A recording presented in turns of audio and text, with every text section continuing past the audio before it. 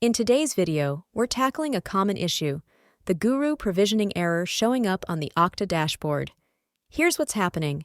This error pops up because the API connection credentials you're using aren't valid, but I'll guide you through the steps to fix it quickly and easily. Start by accessing Guru settings in your Okta admin dashboard.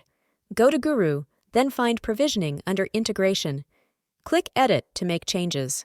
Update your credentials. Here's where you enter the correct username and password. Back in Guru Workspace settings, we need to copy SIM username. Back in Okta, paste the SM username into the username field.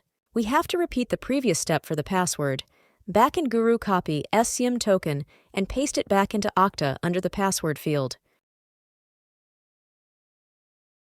Now we have to test the connection. Click on Test API Credentials.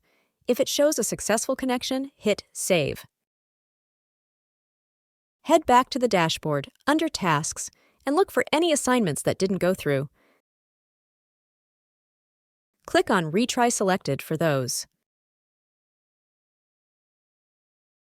To double-check, navigate through Applications, then select Applications again.